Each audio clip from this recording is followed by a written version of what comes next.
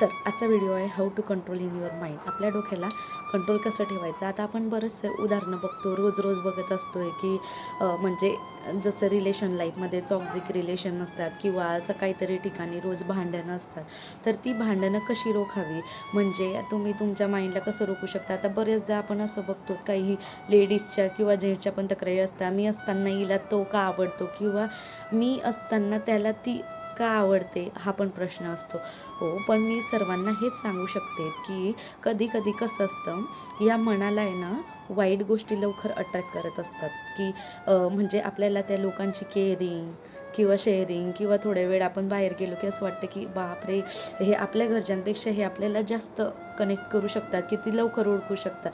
पण कसं आहे, बाहेर गेल्यानंतर तुमचं हे वर्तवणूक वेगळी असते आणि घरातली वागणूक ही वेगळी असते.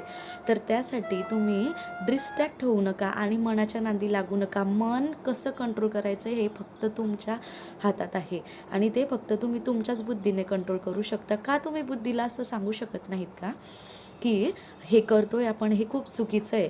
आणि आता तुम्ही लगेच म्हणाल की बुद्धीला मी आज सांगतो हे खूप चुकीचं आहे. असं लगेच कंट्रोल होत नसतात काही गोष्टी, लगेच आवर घालत नाही.